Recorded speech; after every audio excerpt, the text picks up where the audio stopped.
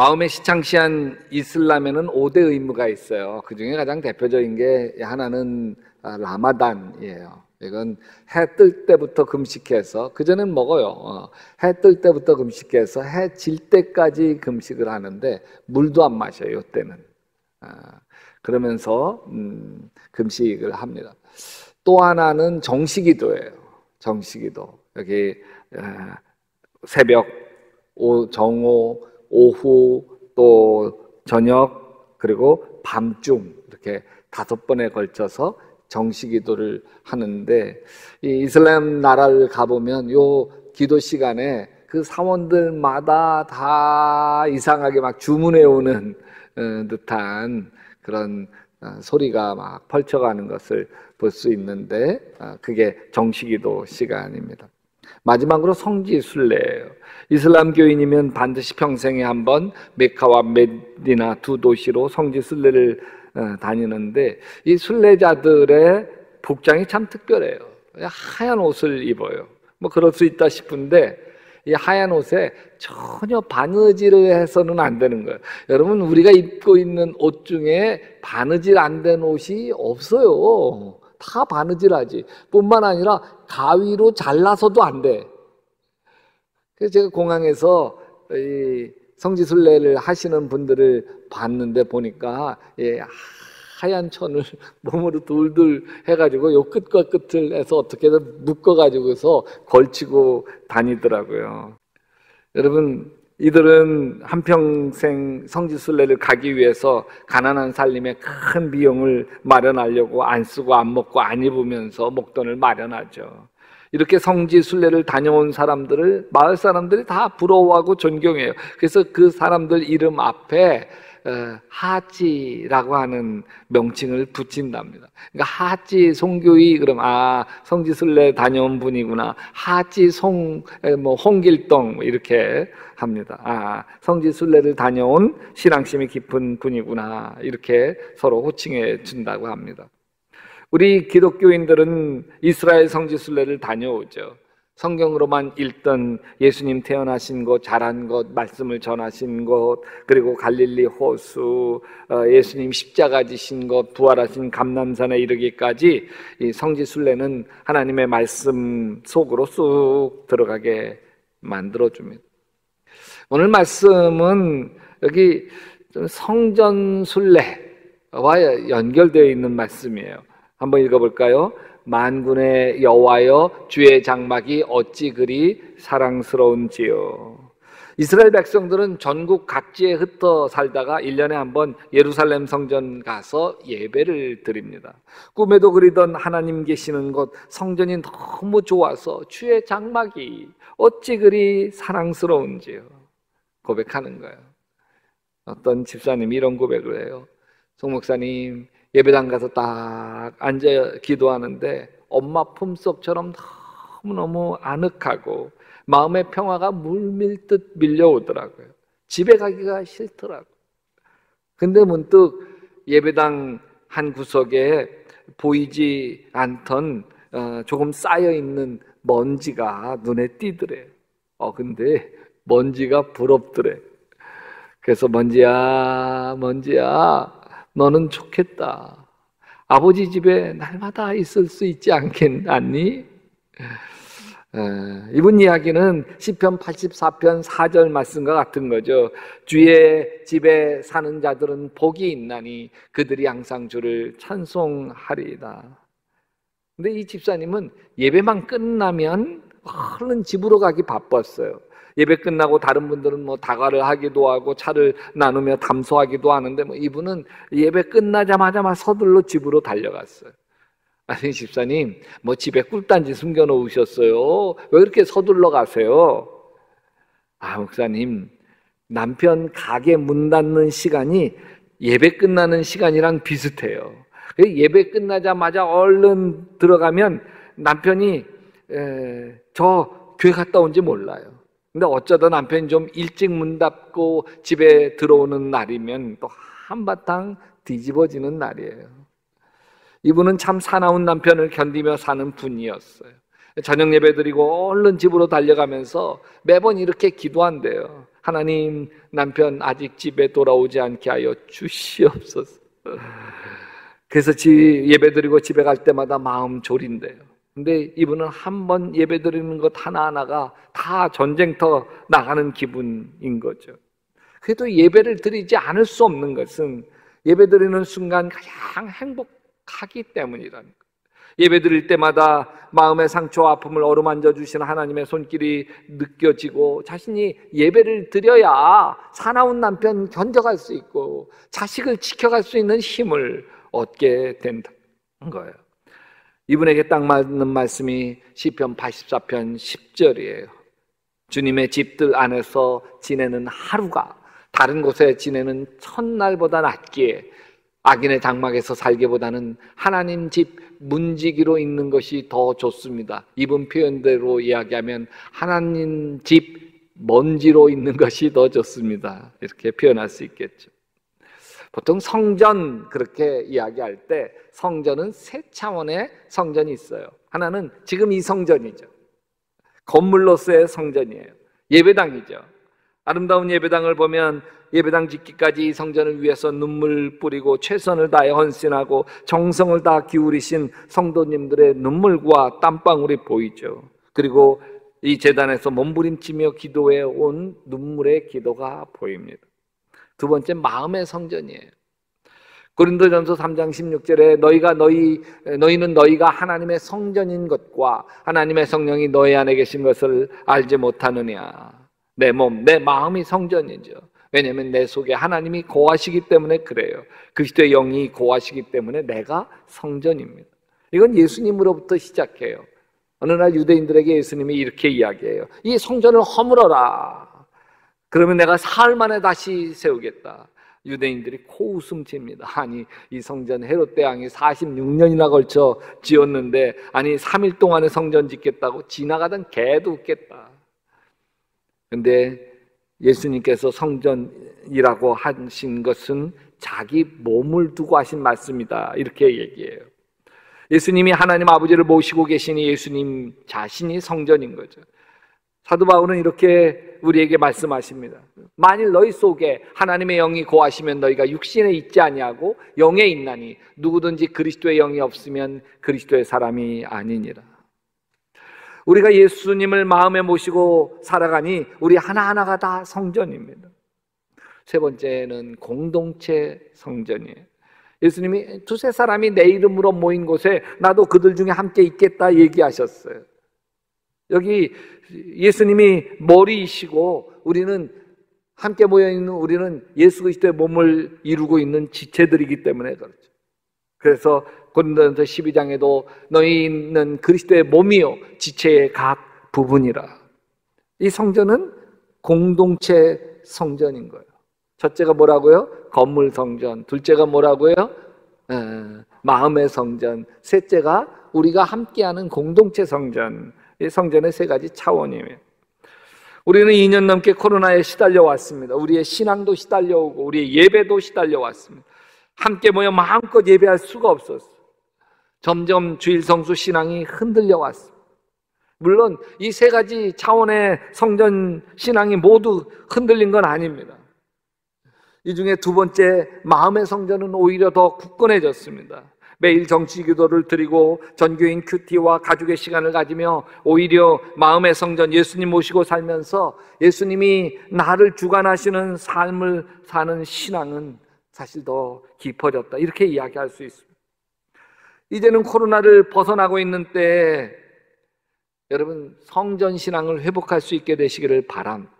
성전에서 함께 만나 성전 예배를 회복하고 성도들의 교제도 회복할 수 있게 되시기를 바랍니다.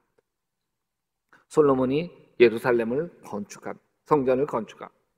성전을 봉헌하면서 하나님께 기도를 하죠.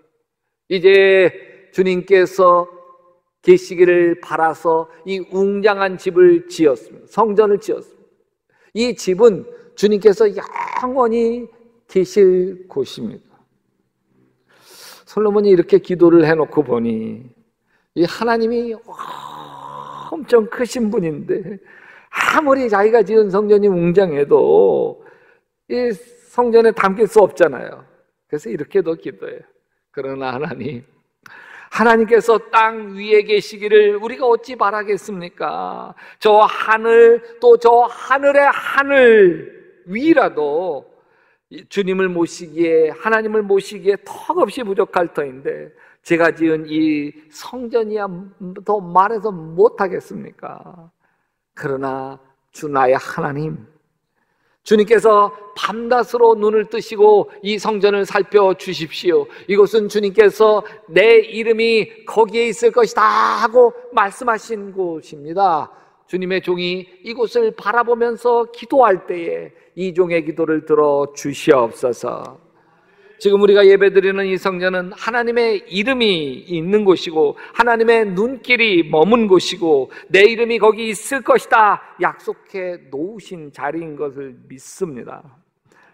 여러분, 성전을 사모하는 마음은 하나님이 주시는 마음입니다. 예수님은 얼마나 성전을 사모했는지 몰라요.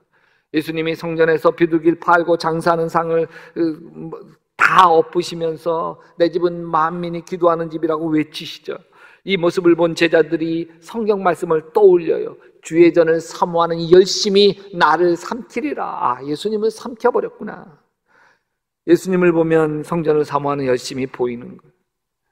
어느 날 제가 교회 바깥쪽 계단을 오르는데 우리 교회 원로 장로님 중에 한 분, 새벽기도 한 번 안 빠지시는 우리 교회 장로님이 계단을 수리하고 계셨어요.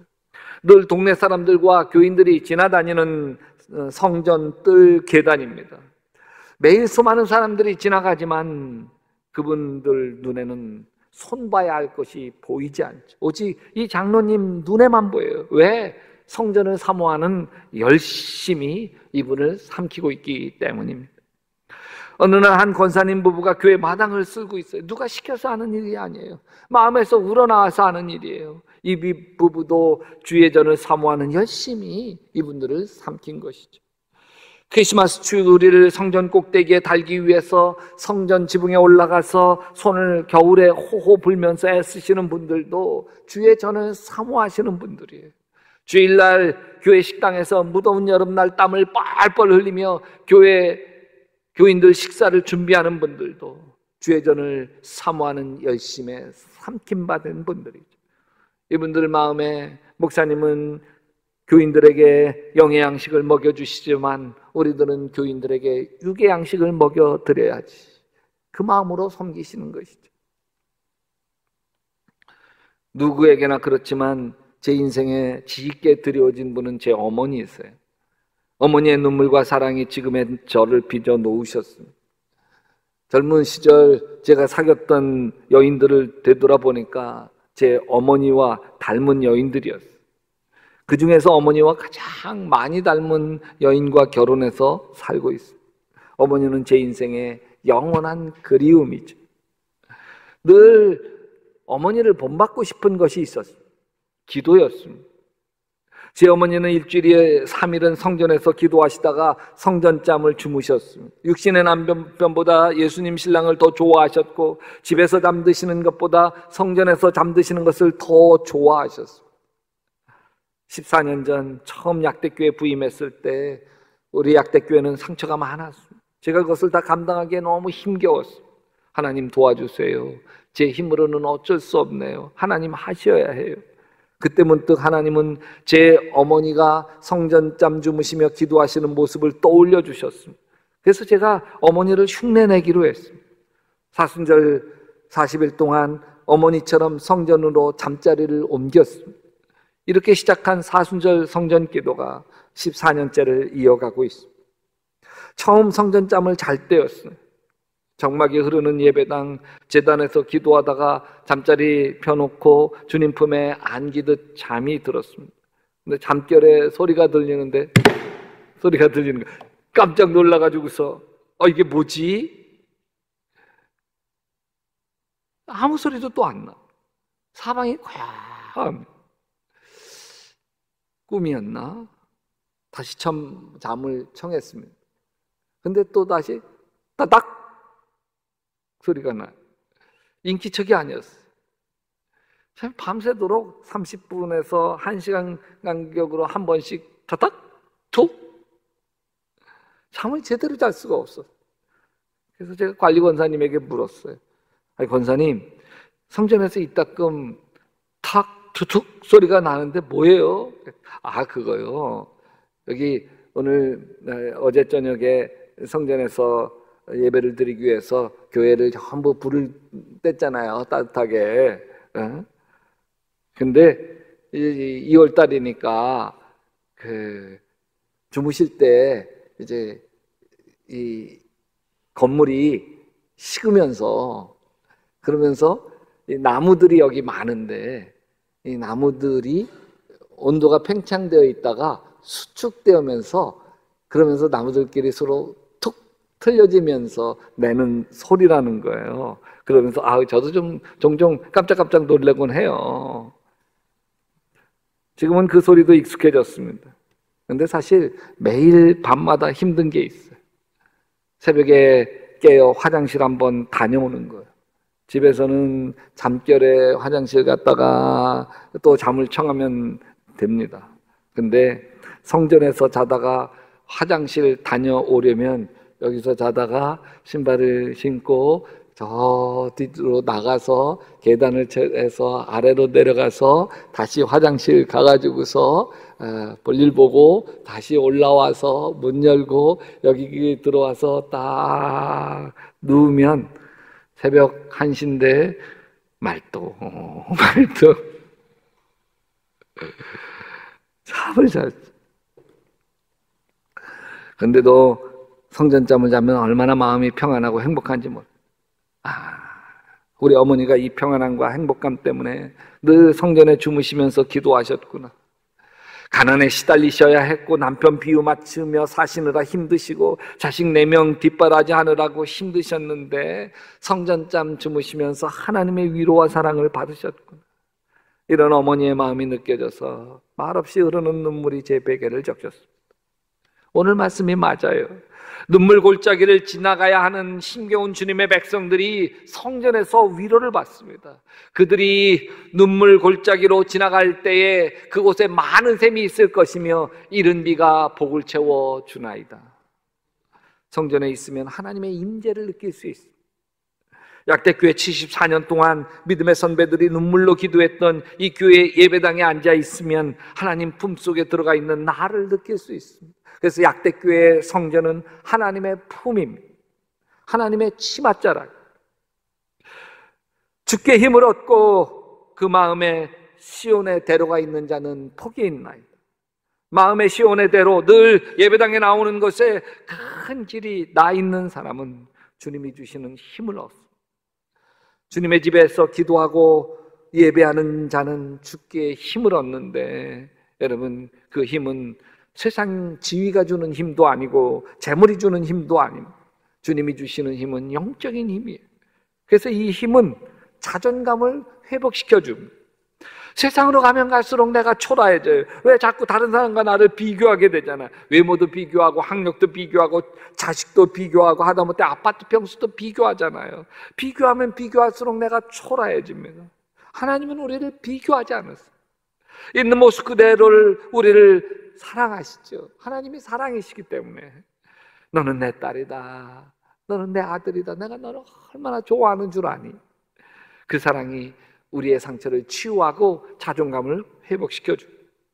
이런 자존감의 회복은 안정감을 가져다 줍니다. 기복이 심한 사람을 보면 낮은 자존감에 머무르는 사람이에요. 칭찬과 격려 대신에 비난과 비교 속에 자라난 사람입니다. 그래서 신앙의 기복이 심합니다. 조물 잡을 수가 없어요. 이분은 주님께 힘을 얻어야 합니다. 예배 속에서 얼마나 자신이 존귀한 존재인지 맛을 볼 수 있어야 합니다. 반대로 높은 자존감이 세워진 사람은 흔들리지 않는 마음의 안정감을 갖습니다. 기복이 심하지 않아요. 환경에 흔들리지 않아요. 이런 사람이 강한 사람인 것이죠. 오직 자기의 하나님을 아는 백성은 강하여 용맹을 떨치리라. 하나님은 자녀인 것을 알면 세상 두려울 거 없습니다. 가난도 죽음도 두렵지 않아요. 주님 안에서 안정감을 갖게 되면 성장이 일어나요. 성숙하게 돼요. 마음과 인격이 자라기 시작합니다. 영적인 어린아이에서 청년으로 자라가요. 죄와 싸워 이길 수 없던 사람에서 죄와 싸워 이기는 사람이 되어집니다. 이제 교회 예배당을 문지방 놨듯이 밝게 다니시기를 주님의 이름으로 축원합니다. 우리 교회 한 장로님이 이런 고백을 하셨어요. 처음 장로가 되셨을 때인데 원로 장로님이신 안계선 장로님이 장로는 모름지기 예배에 목숨을 걸어야 돼 그러셨다는 거예요. 근데 그 말씀이 마음에 확 꽂히더래. 그래, 그렇지. 내가 약대교회 나오게 된 것이 예배 드리려고 나왔지. 이 교회 예배 드려보고 저 교회 예배 드려보면서 이 교회 약대교회에서 예배 드리는 게 은혜가 되어서 약대교회에 등록했고 예배 드리려고 지금 약대교회에 다니게 된 거지. 그래서 이 장로님은 새벽 예배 한 번 안 빠지시고 수예배, 금요 심야, 주일 예배, 주일 오후 예배에 목숨 건 신앙생활을 하셨습니다. 여러분, 우리 약대교회 성전은 그냥 건물이 아닙니다. 하나님의 눈길이 머물러 있는 곳이에요. 왜냐하면 교회가 세워진 지 74년 동안 쌓이고 쌓인 것이 가득하기 때문에 그렇습니다. 이 약대교회 성전은 순교자적인 희생과 헌신이 쌓여 있습니다. 지금은 하나님 나라에 가 계시지만 수많은 집사님, 권사님, 장로님들 희생과 헌신이 쌓여 있습니다. 생명 바쳐 약대교회를 세운 눈물겨운 헌신이 쌓여 있는 거죠. 조산원을 하시면서 이영희 사모님이 핏덩어리에 받아가면서 세운 교회가 약대교회고, 황영진 목사님, 이인실 목사님이 눈물과 기도로 세운 성전이 우리 교회. 또 이 약대교회 성전은 기도와 찬송이 쌓여 있는 거예요. 약대교회가 마루바닥에 앉아 예배 드릴 때부터 마루바닥을 치면서 눈물로 기도했던 기도가 쌓여 있고, 이행만 장로님이 북 치며 뜨겁게 불렀던 찬송이 쌓여 있는 제단입니다. 또 약대교회 성전은 하나님을 향한 사랑과 고백이 쌓여 있는 거예요. 마음과 뜻과 정성을 다해 하나님을 사랑한 그 사랑이, 그래서 그 사랑 속에서 하나님 주님의 위로를 받고 힘을 얻는 은혜가 쌓여 있는 곳이 이 제단입니다. 하나님의 은혜로 질병이 치유되고 아멘, 문제가 해결되고 아멘, 기도가 응답되는 놀라운 기적이 쌓여 있는 제단이 우리 약대교회 제단입니다. 여러분, 이용도 목사님의 고백을 같이 나누려고 하는데, 감리교 목사님이에요. 아주 눈물의 영성이 가득한 분입니다. 일제시대 분이신데 살아도 예수, 죽어도 예수, 내가 앉아도 예수, 일어서도 예수, 내가 마셔도 예수, 먹어도 예수다, 내가 사는 것이 오직 예수다, 그렇게 고백하시는 분이에요.